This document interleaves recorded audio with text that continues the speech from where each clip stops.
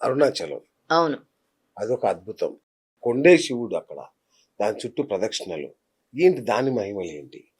అరుణాచలేశ్వరుడు గురించి చెప్పాలంటే అరుణాచల శివ అని ఒక నామస్మరణే ఎన్నో వేల వేల పాపాలు అంటే లక్షల లక్షల పాపాలు కూడా తొలగిస్తుంది.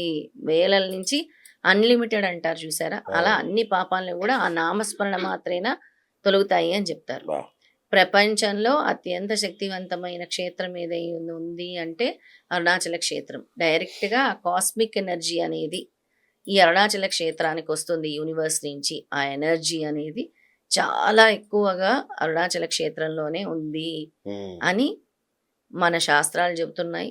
దాని యొక్క మన పురాణాలు చెప్తున్నాయి అరుణాచల క్షేత్రం గురించి. ఓకే. గిరి ప్రదక్షిణ చేయటం వల్ల మోక్షం అంటే మోక్షం వైపు వెళ్ళాలి, అడుగులు వేయాలనుకునే వాళ్ళకి గిరి ప్రదక్షిణ కూడా చాలా అంటే నీ జీవితము అరుణాచలం వెళ్ళక ముందు, వెళ్ళిన తర్వాత అని కూడా చెప్తారు.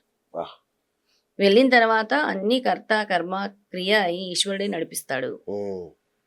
వెళ్ళక ముందు నీ జీవితం వేరేలా ఉంటుంది. అవును. వెళ్ళిన తర్వాత ఆ ఈశ్వరుడే నీ చేయి పట్టి నడిపిస్తాడు అని. వాహ్! అక్కడ అన్ని వాయులింగం ఉంటుంది, అగ్నిలింగం ఉంటుంది, కుబేరలింగం ఉంటుంది. హ్మ్. అన్ని లింగాల్ని దర్శించుకుంటూ చేయవలసిన ప్రదక్షిణే గిరి ప్రదక్షిణ. వాహ్!